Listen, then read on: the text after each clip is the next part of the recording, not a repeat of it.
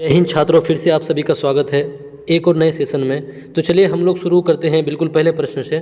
बिल्कुल भी वक्त को बर्बाद नहीं करेंगे। तो देखिए पहला प्रश्न आपका क्या है कि लघुपतन के समय परिपथ में विद्युत धारा का मान होगा। तो आप लोग बताइए कि लघुपतन जब होता है, लघुपतन जिसको शॉर्ट सर्किट बोलते हैं, जिसको हम लोग क्या बोलते हैं प्रिय छात्रों, शॉर्ट सर्किट बोलते हैं। तो इससे आप समझ में आ जाएगा आपको शॉर्ट सर्किट से। तो शॉर्ट सर्किट के समय परिपथ में विद्युत धारा का मान क्या होगा?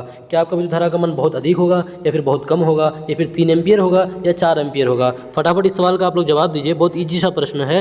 देखिए हम लोग हर दिन आप लोगों के लिए इसी तरह से प्रैक्टिस सेट लेके आते रहते हैं, आप लोग बस प्रैक्टिस करते चलें। तो देखिए इस सवाल का जवाब क्या हो जाएगा, जब भी शॉर्ट सर्किट होता है यानी लघुपतन होता है, उस समय परिपथ में विद्युत धारा का मान क्या होता है प्रिय छात्रों, वो बहुत अधिक हो जाता है। क्या होता है? बहुत अधिक हो जाता है उस समय।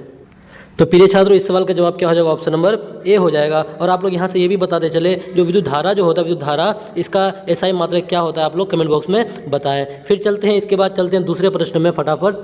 देखिए दूसरा प्रश्न आपका क्या बोल रहा है, देखिएगा पढ़िए आप लोग कि प्रकाश के परावर्तन के कितने नियम हैं? आप लोग बताइए कि प्रकाश के परावर्तन के कितने नियम हैं। देखिए बहुत इजी सा प्रश्न है। क्या एक नियम होगा या 2 नियम होगा या 3 होगा या 4 होगा? तो आप लोग कमेंट बॉक्स में बताइए फटाफट कि प्रकाश के परावर्तन के कितने नियम हैं। तो आप सबको पता है कि प्रकाश के परावर्तन के कितने 2 नियम होते हैं। एक क्या होते हैं, एक होता है कि एंगल आई यानी आपतन कोण इज इक्वल टू क्या होता है, परावर्तन कोण, यानी angle I is equal to angle R होता है। उसके बाद क्या होता है एक प्रिय छात्रों, दूसरा क्या होता है कि जो आपतन कोण, परावर्तन कोण और जो अभिलंब होता है, ये आपका क्या होता है, सभी एक ही तल पे होता है। ये इसका क्या होता है, दूसरा नियम होता है ये प्रकाश के परावर्तन का। तो इस तरह से अगर आप देखिएगा तो प्रकाश के परावर्तन के कितने नियम होते हैं, 2 नियम होते हैं। और इस सवाल का जवाब क्या हो जाएगा, ऑप्शन नंबर बी हो जाएगा। चलते हैं इसके बाद, चलते हैं दूसरे के बाद चलते हैं तीसरे प्रश्न में।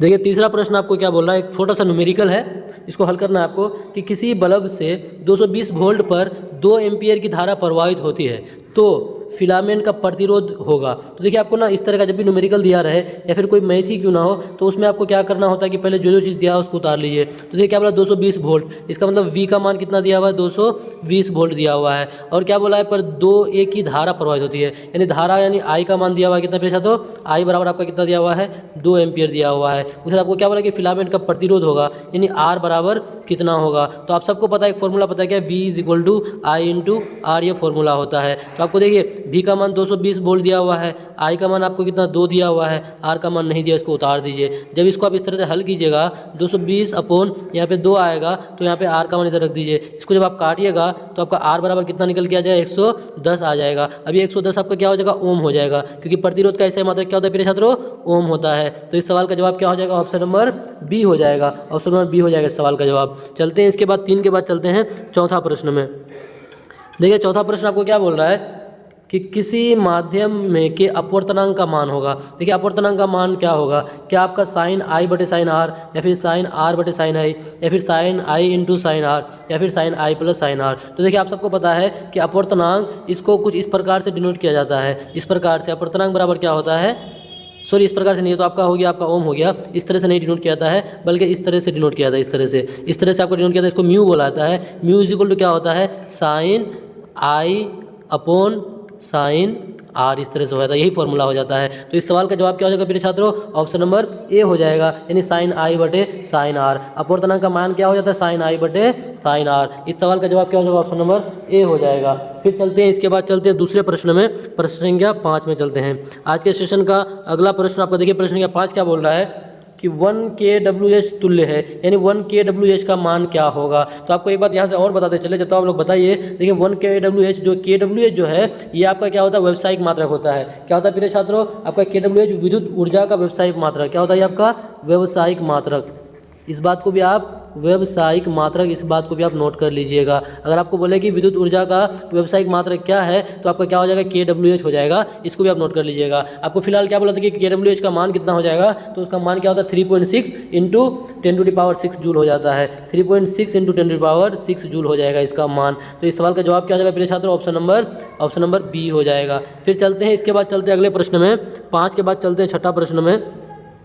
देखिए प्रश्न संख्या 6 आपका क्या बोल रहा है कि समतल दर्पण द्वारा बना प्रतिबिंब होगा। देखिए समतल दर्पण में आपका कैसा प्रतिबिंब बनता है, क्या उसमें आपका वास्तविक प्रतिबिंब बनता है या फिर काल्पनिक बनता है या दोनों बनता है या इनमें से कोई नहीं। आप लोग फटाफट जवाब दीजिए। देखिए आपका समतल दर्पण जो है उसमें आपका कैसा प्रतिबिंब बनता है मेरे छात्रों, काल्पनिक प्रतिबिंब बनता है। कैसा, काल्पनिक, जिसको आभासी भी बोलते हैं, इमेजनरी जिसको बोलाता है, यानी काल्पनिक या फिर आभासी बोलते हैं। और देखिए आप समतल दर्पण के बारे में एक बात ये भी जान लीजिए कि इसका इस्तेमाल कहाँ होता है, पेरिस्कोप में। कहाँ पे, पेरिस्कोप में किसका इस्तेमाल होता है, समतल दर्पण का इस्तेमाल किया जाता है। ये भी आपका सवाल पूछ सकता है एग्जाम में कि समतल दर्पण का इस्तेमाल यानी पेरिस्कोप में किसका इस्तेमाल किया जाता है, तो समतल दर्पण का इस्तेमाल किया जाता है। और देखिए एक बात आप ये भी जान लीजिए कि समतल दर्पण जो आपका है, आप देखिए इसके आगे में कोई वस्तु या इस दर्पण से जितना दूर पे रहता है उसका प्रतिबिंब भी उतना ही दूरी पर बनता है। इस बात को आप जानते होंगे। तो देखिए प्रिय छात्रों इस सवाल का जवाब क्या हो जाएगा, ऑप्शन नंबर बी हो जाएगा। ऑप्शन नंबर बी हो जाएगा। चलते 6 के बाद चलते 7वां प्रश्न में। 7वां प्रश्न आपको पूछ रहा है, देखिए क्या है कि विभवांतर का एसआई मात्रक होता है। विभवांतर का एसआई मात्रक क्या आपका वाट हो जाएगा या एम्पियर हो जाएगा या वोल्ट हो जाएगा या फिर ओम हो जाएगा। तो आप लोग फटाफट जवाब दीजिए कि विभवांतर का एसआई मात्रक क्या होगा। तो आपको पता है कि ओम जो है आपका किसका, प्रतिरोध का है। ये ओम किसका, आपका प्रतिरोध का एसआई मात्रक है, आपका ओम प्रतिरोध का है। बाकी वोल्ट आप जानते हैं, वोल्ट ही आपका विभवांतर का है। एम्पियर जो है आपका विद्युत धारा का है।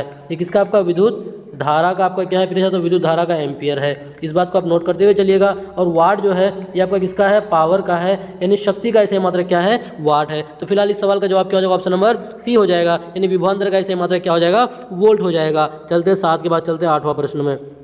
देखिए 8वां प्रश्न आपका क्या बोल रहा है कि सोडियम कार्बोनेट का अणुसूत्र है। सोडियम कार्बोनेट का अणुसूत्र कौन हो जाएगा, क्या Na2CO3 हो जाएगा या फिर NaSCO3 हो जाएगा या फिर Na2CO2 हो जाएगा या फिर NaCl हो जाएगा। तो प्रिय छात्रों आप लोग जवाब दिए इसका फटाफट कि सोडियम कार्बोनेट का अणुसूत्र क्या हो जाएगा। तो आप देखिए नीचे जो आपका NaCl है इसको क्या बोलते हैं, साधारण नमक बोलते हैं। इसको क्या बोला जाता है, साधारण नमक इसी को बोला था। जो हम लोग नमक इस्तेमाल करते हैं खाने में, ये आपका साधारण नमक है। उसके बाद देखिए आपका जो है सोडियम बाइकार्बोनेट, इसको क्या बोलते हैं, सोडियम बाइकार्बोनेट बोलते हैं, NaSCO3। और आपका Na2CO3 यही इस सवाल का जवाब हो जाएगा। आपको पूछा था कि सोडियम कार्बोनेट पूछा था, अगर बाइकार्बोनेट पूछता तब आपका ऑप्शन नंबर बी हो जाता, लेकिन सोडियम कार्बोनेट पूछा है तो इस सवाल का जवाब क्या हो जाएगा, ऑप्शन नंबर ए हो जाएगा। चलते हैं इसके बाद अगले प्रश्न में चलते हैं। देखिए अगला प्रश्न आपका क्या बोल रहा है, आपका फंक्शनल ग्रुप से है कि कार्बोनिल समूह को सूचित किया जाता है। कार्बोनिल समूह को किससे सूचित किया जाता है, क्या आपका बॉन्ड CHO द्वारा या फिर बॉन्ड COOH द्वारा या फिर बॉन्ड CO द्वारा या फिर बॉन्ड COCl2 द्वारा, बताइए आप लोग। तो आप सबको पता है कि आपका जो बॉन्ड CHO द्वारा, इसको किसको कहते हैं, एल्डिहाइड को कहते हैं, एल्डिहाइड को इस तरह से सूचित किया जाता है। आपका ये हो जाता है क्या, कार्बोक्सिलिक हो जाता है, कार्बोक्सिलिक ये आपका हो जाता है। उसके बाद आप ये जानते हैं कि आपका जो बॉन्ड CO जो है, बॉन्ड CO द्वारा ही क्या किया जाता है, कार्बोनिल समूह को सूचित करने का क्या होता है, बॉन्ड CO होता है प्रिय छात्रों। और यही इस सवाल का क्या होगा, जवाब हो जाएगा, यही इस सवाल का जवाब हो जाएगा। चलते 9 के बाद चलते हैं 10वां प्रश्न में। 9 के बाद 10वां प्रश्न क्या बोल रहा है आपका कि इथाइल अल्कोहल का अणुसूत्र है। देखिए इथाइल अल्कोहल का अणुसूत्र क्या हो जाएगा, फटाफट आप लोग बताइए कि इथाइल अल्कोहल का अणुसूत्र क्या हो जाएगा। तो देखिए आप सब पहले एक बात ये जान लीजिए कि इथाइल अल्कोहल जो है, इसी का आपका IUPAC नेम में इसी को क्या बोला था, इथेनॉल बोला जाता है। इथाइल अल्कोहल को IUPAC इथेनॉल, ETHNOL, इसको IUPAC प्रणाली में इसको क्या बोला था, इथेनॉल बोला जाता है। तो आप सबको पता है कि इथेनॉल का क्या हो जाता है, C2H5OH, ये आपका इथेनॉल को हो जाता है। और जो इथेनॉल का होगा वही आपका क्या हो जाएगा, इथाइल अल्कोहल का हो जाएगा, क्योंकि इथाइल अल्कोहल जो है इसका IUPAC नेम आपका इथेनॉल होता है और ये जो आपका क्या होता है, जनरल नेम हो जाता है, यानी ये साधारण नाम आपका क्या हो जाता है, आपका इथाइल अल्कोहल हो जाता है। तो देखिए C2H5OH कहाँ पे छात्रों, तो C2H5OH आपका कहाँ, ऑप्शन नंबर बी में है, ऑप्शन नंबर बी में है और यही इस सवाल का जवाब हो जाएगा। चलते हैं इसके बाद चलते हैं अगले प्रश्न में। 10 के बाद चलते हैं 11वां प्रश्न में। देखिए 11वां प्रश्न आपको बोला है कि निम्नलिखित में कौन आयनिक यौगिक है, कौन आयनिक यौगिक है। देखिए एक होता है आयनिक यौगिक, एक होता है सहसंयोजक यौगिक। आयनिक यौगिक में क्या होता है कि इलेक्ट्रॉन का ना आदान प्रदान करने से, मतलब इलेक्ट्रॉन को देने से होता है, और सहसंयोजक यौगिक में क्या होता है, इलेक्ट्रॉन का शेयर करने से, साझा करने से वो यौगिक का निर्माण होता है। तो देखिए आपको क्या CH4 हो जाएगा, CH4। देखिए CH4 आपका क्या है, आपका मीथेन है। इसमें क्या होता है, आपका इलेक्ट्रॉन को ना दिया नहीं जाता बल्कि शेयर किया जाता है हाइड्रोजन के साथ। यहाँ पे CO2 जो है, यहाँ पे भी शेयर किया जाता है, साझा किया जाता है। आपका देखिए NH3 जो है, यहाँ पे भी क्या होता है, इलेक्ट्रॉन का शेयर किया जाता है, साझा किया जाता है। लेकिन आपका CaCl2 जो है कैल्शियम क्लोराइड जो है आपका CaCl2 ये आपका क्या हो जाएगा, इन ऑप्शनों में से ये ऑप्शन क्या हो जाएगा, ऑप्शन नंबर सी आपका क्या हो जाएगा, ये हो जाएगा आयनिक यौगिक हो जाएगा। क्या हो जाएगा प्रिय छात्रों, आयनिक यौगिक हो जाएगा, क्योंकि यहाँ पे इलेक्ट्रॉन को, जैसे कैल्शियम आप जानते हैं कैल्शियम कितना इलेक्ट्रॉन बाहर निकलता है, 2 इलेक्ट्रॉन बाहर निकालता है, और आपका क्लोरीन क्या करता है, 1 इलेक्ट्रॉन लेता है। तो यहाँ पे क्लोरीन कितना है, 2 क्लोरीन है, तो 2 क्लोरीन है आपका, तो 2 इलेक्ट्रॉन ये जो बाहर निकालेगा ये दोनों क्लोरीन क्या करेगा, 2 इलेक्ट्रॉन को ले लेगा। और देखिए जब इलेक्ट्रॉन को दे करके लेकर, मतलब इलेक्ट्रॉन को त्याग करके या फिर इलेक्ट्रॉन को ग्रहण करके अगर कोई यौगिक बनता है तो उसको क्या बोलते हैं, आयनिक यौगिक बनते हैं। और यही सवाल का जवाब हो जाएगा प्रिय छात्रों। चलते हैं सी के बाद, चलते हैं 11 के बाद चलते हैं 12वां प्रश्न में। देखिए 12वां प्रश्न आपको क्या बोला है कि आवर्त सारणी के शून्य समूह का तत्व है। देखिए आवर्त सारणी के शून्य समूह किसको बोलते हैं, आप सब ये बात भी जान लीजिए कि जो 18वां ग्रुप है, आवर्त सारणी में जो 18वां ग्रुप है, इसी को क्या बोलते हैं, जीरो ग्रुप बोला जाता है। क्या बोला जाता है, जीरो ग्रुप बोला जाता है, यानी शून्य समूह बोला जाता है। और एक बात ये भी जान लीजिए, शून्य समूह इसलिए बोला जाता है क्योंकि इस समूह में जितने सारे भी तत्व हैं सबका वैलेंसी कितना होता है, 0 होता है, इसलिए इसको क्या बोला गया है, शून्य समूह बोला गया है। अब देखिए उसमें कौन आता है, आपका अक्रिय गैस सब आता है। क्या आता है, अक्रिय गैस। अक्रिय गैस में आपका कौन कौन है, आपका हीलियम है, नियोन है, आर्गन है, क्रिप्टन है, जेनन है और आपका रेडन है। ये सब आपका क्या, आपका प्रिय छात्रों अक्रिय गैस है। तो बोला है कि शून्य समूह का तत्व कौन हो जाएगा, आपका हाइड्रोजन नहीं होगा, आपका कार्बन डाइऑक्साइड भी नहीं होगा, फ्लोरीन भी नहीं होगा, बल्कि क्या हो जाएगा, ऑप्शन नंबर बी हीलियम हो जाएगा। इन सभी बातों को भी आप लोग नोट करते हुए चलिएगा। चलते 12 के बाद चलते हैं 13वां प्रश्न में। देखिए 13वां प्रश्न क्या बोला है मीथेन में कितने सह संयोजक बंधन होते हैं। आपको बोला कि मीथेन मतलब यानी एक कार्बन, और ANE है तो यानी सिंगल बॉन्ड होगा, इस तरह से हो जाएगा मीथेन आपका इसी तरह ना होगा प्रिय छात्रों। सी यहाँ पे चारों तरफ 4 हाइड्रोजन दे दीजिए। अब आपको पूछा है कि बोलिए मीथेन में कितना सह संयोजक बंधन हो जाएगा। तो देखिए एक बंधन यहाँ हो गया, एक यहाँ, 2 3 4, तो टोटल कितना बंधन हो जाएगा मीथेन में, 4 सह संयोजी बंधन बन जाएगा। कितना बन जाएगा प्रिय छात्रों, 4 बन जाएगा। तो इस सवाल का जवाब क्या हो जाएगा, ऑप्शन नंबर बी हो जाएगा। चलते हैं इसके बाद, चलते 13 के बाद चलते हैं 14वां प्रश्न में। 14वां प्रश्न में क्या आपको पूछा है कि निम्नलिखित में से कौन अपकारक है, कौन आपका अपकारक है। आपको जवाब देना है कि निम्नलिखित में से कौन अपकारक है। क्या आपका हाइड्रोजन है, या फिर CO कार्बन मोनोऑक्साइड है, या फिर ऑक्सीजन है, या फिर H2S है। बताइए इनमें से कौन आपका अपकारक है। तो देखिए अगर इन चारों ऑप्शनों में अगर आप देखिएगा तो जो ऑप्शन नंबर डी है, ऑप्शन नंबर डी जो आपका H2S है, H2S ये क्या हो जाएगा, ये आपका अपकारक हो जाएगा। इस सवाल का जवाब क्या हो जाएगा, ऑप्शन नंबर डी हो जाएगा प्रिय छात्रों। इसी तरह से आप लोग हमारे साथ प्रैक्टिस करते रहें और ज़्यादा से ज़्यादा क्वेश्चन को अटेम्प्ट करते चलें ताकि आपको एग्जाम में कोई परेशानी ना आए। चलते हैं 14 के बाद चलते हैं 15वां प्रश्न में। देखिए 15वां प्रश्न आपको क्या बोल रहा है, पढ़िएगा कि इथाइल अल्कोहल किस प्रकार के शोषण में बनता है। आपका जो इथाइल अल्कोहल है, इथाइल अल्कोहल वो किस प्रकार के शोषण में बनता है। क्या आपका वायवीय शोषण या अवायवीय शोषण या दोनों या इनमें से कोई नहीं। देखिए आपको पता है कि शोषण आपका 2 तरह का होता है, एक होता है वायवीय, एक होता है अवायवीय। वायवीय शोषण जो होता है वो ऑक्सीजन की मौजूदगी में होता है, और अवायवीय शोषण जो है ऑक्सीजन की अनुपस्थिति में होता है। इस बात को आप जानते हैं। और आप ये भी जानते हैं कि जो वायवीय शोषण है इसमें अधिक ऊर्जा उत्पन्न होता है। कितना होता है, अधिक ऊर्जा। अधिक ऊर्जा बोले तो कितना हो जाता है, 38 ATP। इस बात को भी आप नोट कर लीजिएगा। और अवायवीय शोषण में जो है इसमें कम ऊर्जा उत्पन्न होता है। कितना होता है, 2 ATP होता है। और आप लोग को कल के क्लास में बताए थे कि ATP जो है वो आपका क्या है, माइटोकॉन्ड्रिया में आपका जो आपके शरीर में जो ऊर्जा है वो माइटोकॉन्ड्रिया में ATP के रूप में मौजूद रहता है। तो छात्रों इस सवाल का जवाब क्या हो जाएगा आपका कि अल्कोहल किस प्रकार के शोषण में बनता है, तो आपका अवायवीय शोषण में बनता है। किसमें बनता है, अवायवीय शोषण में आपका अल्कोहल बनता है। तो चलते हैं इसके बाद इस सवाल का जवाब क्या हो जाएगा, ऑप्शन नंबर बी हो जाएगा। बाकी बातों को भी आप लोग नोट कर लीजिएगा। चलते 15 के बाद चलते हैं 16वां प्रश्न में। देखिए 16वां प्रश्न आपका क्या है, आपका ये TRE 1 में पूछा गया सवाल है कि विद्युत विभव को मापने के लिए किस उपकरण का उपयोग किया जाता है। विद्युत विभव को बोला है, विद्युत विभव को मापने के लिए आप किस उपकरण का इस्तेमाल कीजिएगा। क्या वोल्टमीटर का कीजिएगा, या गैल्वेनोमीटर का कीजिएगा, या फिर पोटेंशियोमीटर का कीजिएगा। तो बताइए प्रिय छात्रों इस सवाल का जवाब क्या हो जाएगा, या फिर उपयुक्त में से एक से अधिक, या फिर उपयुक्त में से कोई नहीं। जवाब दीजिए आप लोग फटाफट। देखिए ये TRE 1 में पूछा गया सवाल है। तो देखिए आपका विद्युत विभव को मापने के लिए यहाँ पे क्या हो जाएगा, इसमें से इन उपयुक्त में से एक से अधिक हो जाएगा। इस सवाल का जवाब क्या हो जाएगा, उपयुक्त में से एक से अधिक। यहाँ पे आपका पोटेंशियोमीटर भी हो जाएगा और आपका गैल्वेनोमीटर भी हो जाएगा। पोटेंशियोमीटर भी और वोल्टमीटर भी हो जाएगा। मतलब यानी इनमें से क्या हो जाएगा, ऑप्शन नंबर डी हो जाएगा। इस सवाल क्या हो जाएगा, ऑप्शन नंबर डी, क्योंकि पोटेंशियोमीटर से भी मापा जाता है विभव को आपका, और वोल्टमीटर से भी मापा जाता है। चलते हैं इसके बाद चलते हैं अगले प्रश्न में। 16 के बाद चलते हैं 17वां प्रश्न में चलते हैं। 16 के बाद 17वां प्रश्न में देखिए 17वां प्रश्न आपको क्या पूछा है, देखिएगा आप लोग कि चुंबकीय क्षेत्र है, चुंबकीय क्षेत्र क्या है आपका, क्या आयाम रहित मात्रा है या फिर सदिश मात्रा है या फिर अदिश मात्रा है या फिर उपयुक्त में से एक से अधिक या फिर उपयुक्त में से कोई नहीं। आप लोग बताइए जो चुंबकीय क्षेत्र है, जरा ये बता दीजिए कि जो एक मैग्नेट है, मैग्नेट जो होता है मैग्नेट के चारों ओर चुंबकीय क्षेत्र उत्पन्न होता है, ये बात आप लोग जानते हैं। तो मैग्नेट के बाहर यानी चुंबक के बाहर चुंबकीय क्षेत्र की दिशा किधर से किधर होता है और चुंबक के अंदर चुंबकीय क्षेत्र रेखा की दिशा किधर से किधर होता है, इसको आप लोग कमेंट बॉक्स में बताएं। तो आप सबको पता है कि चुंबक के बाहर चुंबकीय क्षेत्र रेखा की दिशा कहाँ से, नॉर्थ से साउथ की ओर होता है, और वहीं पे क्या हो जाता है, अगर अंदर की बात करें तो अंदर में क्या होता है, साउथ से नॉर्थ की ओर होता है चुंबकीय क्षेत्र रेखा की दिशा। तो फिलहाल प्रिय छात्रों इस सवाल का जवाब क्या हो जाएगा, चुंबकीय क्षेत्र क्या हो जाता है, एक सदिश राशि हो जाता है। क्या होता है, एक सदिश राशि होता है, यानी सदिश मात्रा हो जाएगा। चुंबकीय क्षेत्र क्या हो जाएगा, एक सदिश मात्रा हो जाएगा, और इस सवाल का जवाब क्या हो जाएगा, ऑप्शन नंबर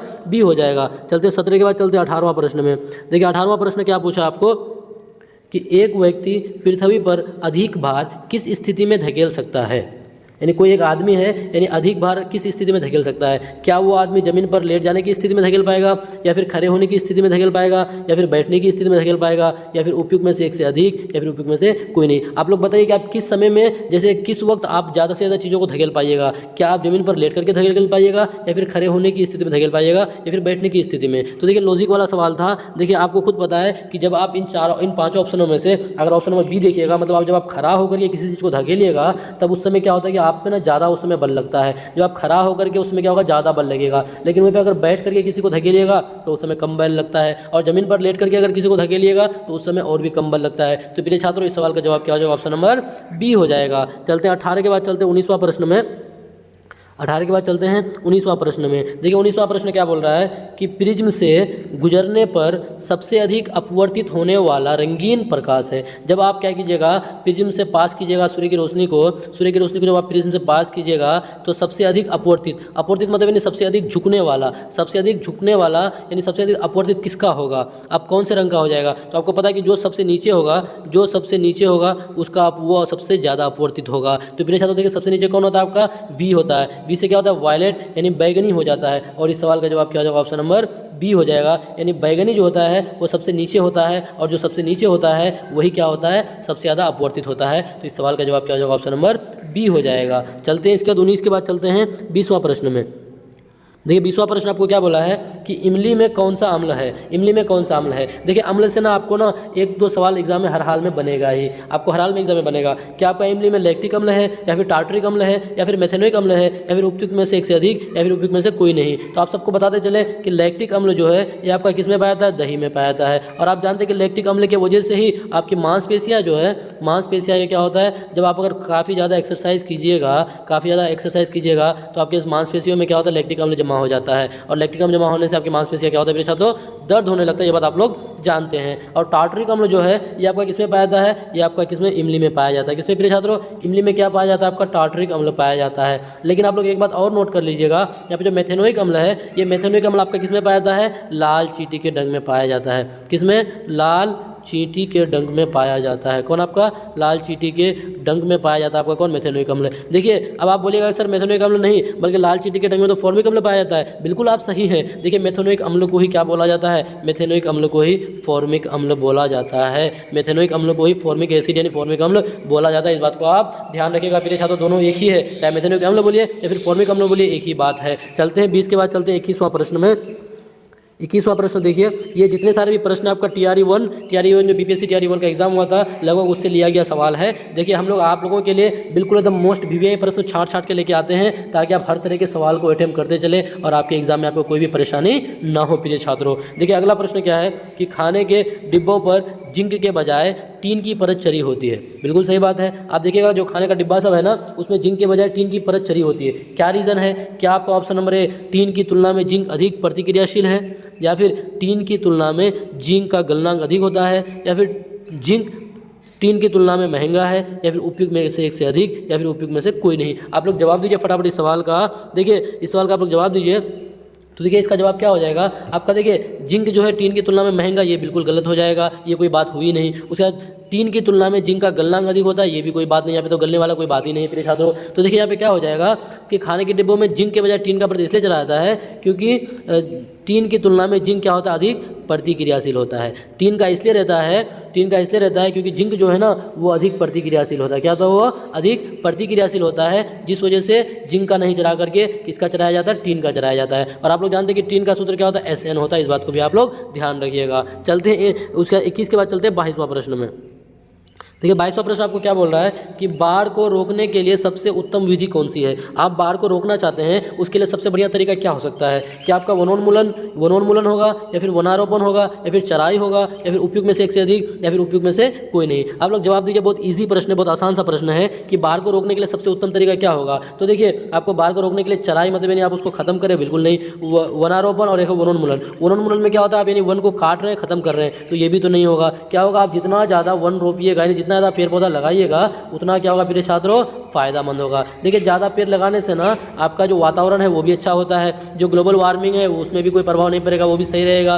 उसके बाद जो आपका प्रिय छात्रों जो आपका नदी वगैरह कटाता है, मिट्टी को कटाता है, उसको भी रोकने का काम कर सकते हैं आप। किससे? आपका वो वन रोपण से। तो चलते हैं इस सवाल के बाद, इस सवाल का जवाब क्या होगा? ऑप्शन नंबर बी हो जाएगा। चलते 22 के बाद चलते 23वां प्रश्न में। देखिए 23वां प्रश्न क्या पूछ रहा है कि एक सामान्य नेत्र लेंस की नाभिक दूरी, आप इसको पढ़ लीजिएगा। यहाँ पे क्या लिखा हुआ? नाभिक दूरी बोला है। सामान्य नेत्र लेंस के लिए वो स्पष्ट दृष्टि की न्यूनतम दूरी नहीं पूछा, बल्कि क्या पूछा है कि सामान्य नेत्र लेंस की नाभिक दूरी होती है लगभग में कितनी होती है? क्या 2 सेंटीमीटर, या 25 सेंटीमीटर, या 1 मिलीमीटर, या फिर उपयुक्त में से एक से अधिक, या फिर उपयुक्त में से कोई नहीं? तो इस बात को आप लोग ना पेन को भी लेकर नोट कर लीजिएगा। पेन को भी लेकर के आप लोग नोट कर लीजिएगा। ये क्या हो जाएगा आपका कि एक सामान्य नेत्र लेंस की नाभिक दूरी कितना हो जाएगा प्रिय छात्रों? वो आपका 2 सेंटीमीटर होता है। इस बात को आप लोग नोट कर लीजिएगा। कितना होता है? 2 सेंटीमीटर होता है। अगर आपको पूछता कि स्पष्ट दृष्टि की न्यूनतम दूरी पूछता, तब आपका क्या हो जाता? 25 सेंटीमीटर होता। जब आपको स्पष्ट दृष्टि की न्यूनतम दूरी पूछता, तब आपका 25 सेंटीमीटर होता। तो इस सवाल का जवाब क्या हो जाएगा मेरे साथ? ऑप्शन नंबर ए हो जाएगा। चलते 23 के बाद चलते हैं 24वां प्रश्न में।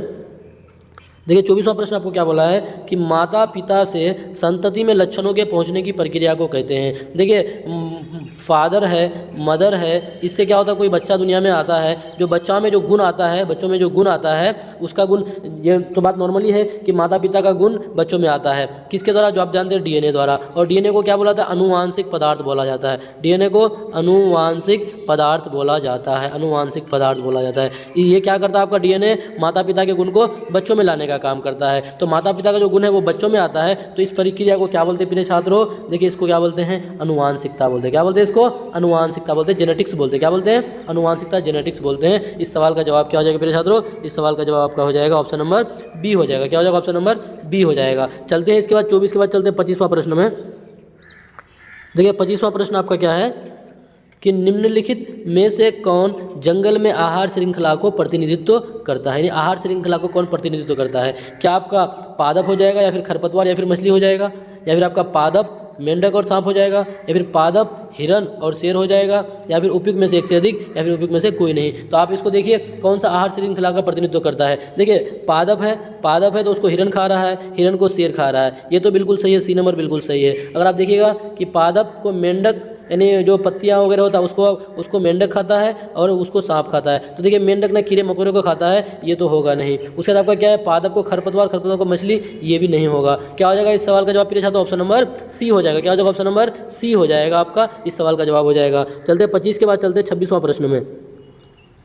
देखिए 26वां प्रश्न क्या है कि पर्यावरण में प्लास्टिक किस क्रिया द्वारा विघटित नहीं होगा? प्लास्टिक किस क्रिया द्वारा विघटित नहीं होगा? क्या आपका वो परजीवी द्वारा, या मृतोपजीवी द्वारा, या जीवाणु द्वारा, या फिर उपयुक्त में से एक से अधिक, या फिर उपयुक्त में से कोई नहीं? देखिए नहीं होगा पूछा है, तो देखिए आपको पता है कि प्लास्टिक ना क्या है? जैव अनिम्नीकरणीय है। क्या है प्लास्टिक? आपका जैव अनिम्नीकरणीय है। इसका मतलब वो आपका कभी विघटित नहीं होने वाला है। ना वो आपका परजीवी द्वारा विघटित होगा, ना मृतजीवी द्वारा विघटित होगा, ना जीवाणु द्वारा। इसका मतलब क्या हो जाएगा? कौन नहीं है, तो क्या हो जाएगा? उपयुक्त में से एक से अधिक हो जाएगा। क्या हो जाएगा? तो उपयुक्त में से एक से अधिक हो जाएगा। इस सवाल का जवाब क्या हो जाएगा? ऑप्शन नंबर डी हो जाएगा। चलते 26 के बाद चलते 27वां प्रश्न में। देखिए 27वां प्रश्न आपको क्या पूछा है कि किसके नेतृत्व में चिपको आंदोलन को मजबूती मिली थी? किसके नेतृत्व में? क्या सुंदरलाल बहुगुणा, या मेधा पाटकर, या फिर अमृता देवी बिश्नोई, या फिर उपयुक्त में से एक से अधिक, या फिर उपयुक्त में से कोई नहीं? आप सबको पता है कि उत्तराखंड का जो एक जिला है, क्या टेढ़ी गढ़वाल जिला, वहाँ पे क्या हुआ था? चिपको आंदोलन चलाया गया था। चिपको आंदोलन में उसका नेतृत्व कौन किया था? सुंदरलाल बहुगुणा। किसने किया था? सुंदरलाल बहुगुणा ने उसका नेतृत्व किया था। तो इस सवाल का जवाब क्या हो जाएगा मेरे छात्रों? ऑप्शन नंबर ए हो जाएगा। क्या हो जाएगा? ऑप्शन नंबर ए हो जाएगा। चलते 27 के बाद चलते हैं 28वां प्रश्न में।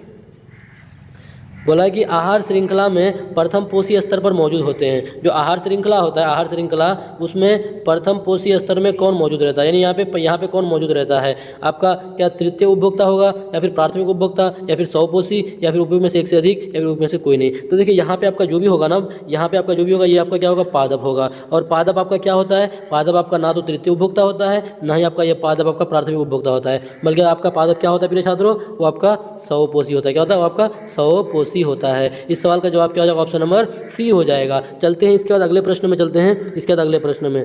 तो देखिए प्रिय छात्रों, इसके बाद आज के सेशन में आज कुल 28 ही प्रश्न है, आज कुल 28 ही प्रश्न, इससे आगे और प्रश्न नहीं है। तो आप लोग बताइए कि 28 प्रश्नों में से आप लोग का कितना सही हुआ और आप लोगों को कैसा लगा, मज़ा आया कि नहीं आया। और बताइए आप लोगों के लिए वीडियो मतलब वो फ़ायदेमंद होता है कि नहीं होता है। इसी तरह आप लोग प्रैक्टिस करते चले और हमारे साथ जुड़े रहें। आप देखिए जितना ज़्यादा अटेम्प्ट कीजिएगा सवालों को, उतना आपके लिए फ़ायदा होते चलेगा। फिर मिलते हैं अगले वीडियो में, जब तक के लिए अपना ख्याल रखें और